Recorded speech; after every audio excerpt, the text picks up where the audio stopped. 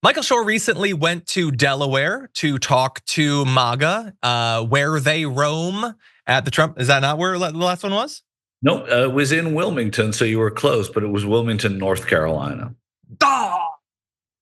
There is a That's Wilmington, Delaware, isn't there? whereas that's where your president lives and is from. But he's I messed up. Yeah, it's Anyway. not a good country.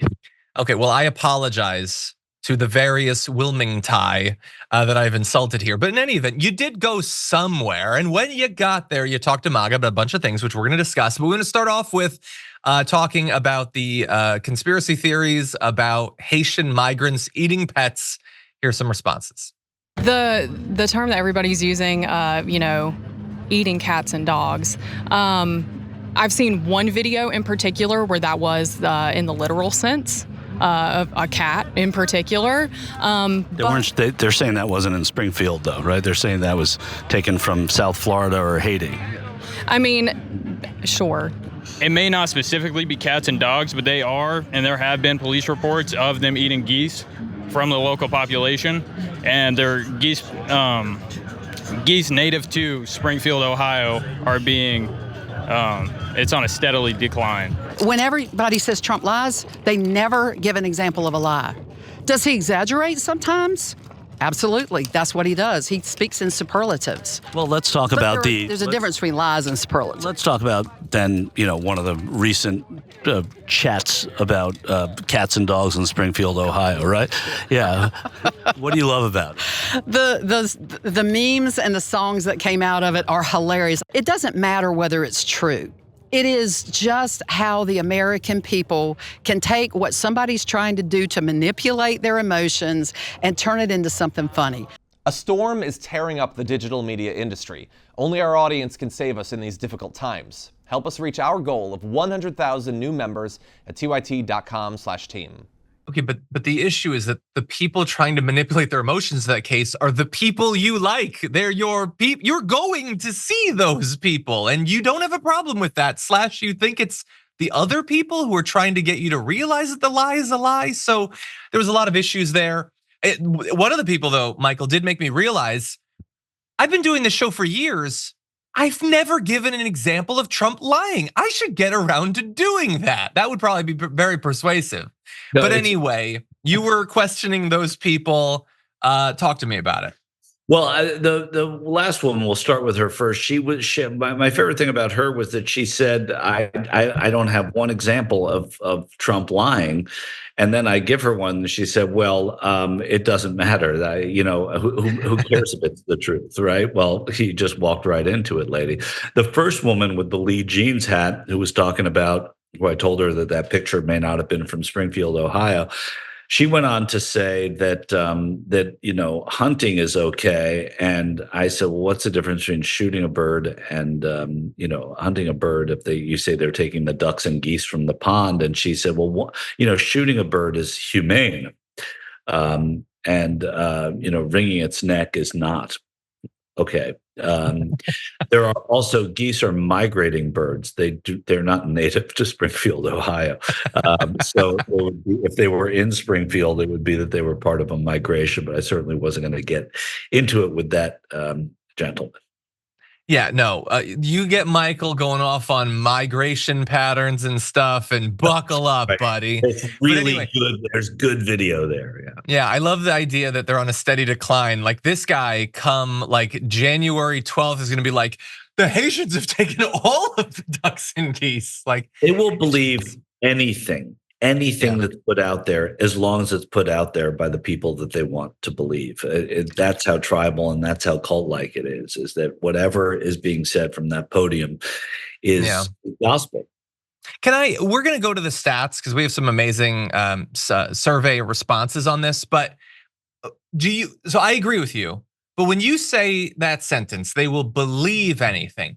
Do they believe it the way we believe things? Which when I say I believe something, I mean it's something that I care to know whether it's true or false. And I believe there are reasons to believe that it's true. Or do they accept anything or enjoy anything? Or like, is it our sort of belief, or is it just again, like the last woman said, it doesn't matter if it's true, I just like it.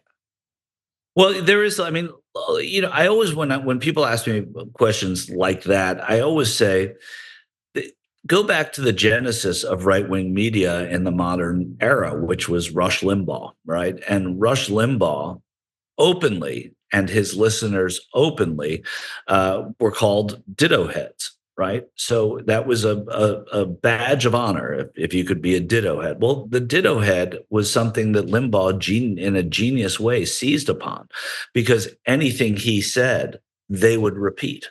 And it's a machine, and a successful one, as we know, because it elected Donald Trump. It probably elected others, but it certainly was a big factor in how their minds can fall into this place of acceptance, of enjoying being lockstep with everyone in line there. They talk about people leaving these rallies in droves, which isn't untrue. It's not always, but a lot of people leave early. As a matter of fact, sometimes we'll stay because we know people will leave early, and we'll talk to them on their way out. But for them, it's going there and being with all these people beforehand in this kind of like party-like atmosphere. Tailgating.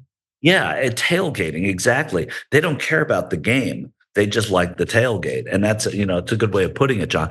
And so it isn't really about the substance of what they believe and don't believe. It's just the fact that they will accept only what they will accept. There was one woman, very briefly, who I asked her about the debate, and I don't know if we're going to be showing that, I don't know if I asked her about the debate, but she said she didn't watch the debate because she knew it was going to be slanted. It wasn't on the tape, but I asked her also, well, if you knew it was going to be, was it slanted? Yes, it was. Well, how do you know you didn't watch it? It doesn't matter. It's what she hears from people that matters. Yeah. We'll talk in a little bit about the VP debate, but I just want to give people these survey responses. So were Trump's claims about Haitian immigrants eating pets certainly or probably true, or certainly or probably false? So if you take a look at graphic 1, all voters, slightly more than 1 in 3, believe that the claims are true. Trump voters, 69% say that it's true, which simultaneously, good news, bad news. So bad news, 70% effectively believe these lies that have been debunked before Trump even started making them. They were pre-bunked for Trump. On the good side, almost 1 in 3 Trump voters accept that they're fake. So that's good, I guess. Now, do you approve or disapprove of him making the claims, which is a different thing? 64% of Trump voters say yes, 36% disapprove. So slightly fewer Trump voters approve of him doing it than think they're true, which implies there are some MAGA people that think that Haitians are eating pets, but also don't think that he should be talking about it. So I think that's good news. But the most amazing results here, I think, are why is he doing this? Why is he talking about these claims, whether they're true or not? And Trump voters, 36% say it's to make people fearful of immigrants, which is true. That's why he's doing it. 29% say it's to make immigrants feel unwelcome. Only 29% of you can accept that that was one of the reasons. 90% say it's to raise awareness about immigration issues, which I'm not even saying isn't kind of what he was doing. I just don't think that's primarily why he was doing it in this way. He's definitely doing it to demonize migrants and to make them feel unwelcome as a side effect. And so there's, a willingness to believe this stuff that there is effectively no evidence for, which kind of sucks, Michael. Any quick comment on that? Yeah, I mean, it's true. There was one guy I spoke with in Wilmington when I asked him about that. I said, it's not happening. Do you still think that Trump should be talking about it? He said, yes. And I said, even if it's not happening? He said, yes, we need to talk about it because it's a terrible thing. It's like what JD Vance's point was. Right. Yeah. Like it's bad. Yeah, it is bad to be eating dogs in certainly in America and American society. I would argue as a dog lover that it's always bad. But just the fact that we should be talking about it in a presidential election is, it's obviously good.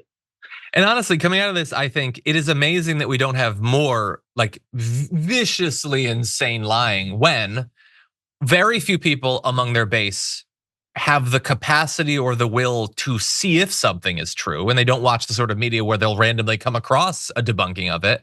Right. And then even more, don't care. They like it. They want more lies. They want more vicious untruths. So anyway, just so some good, some bad from that.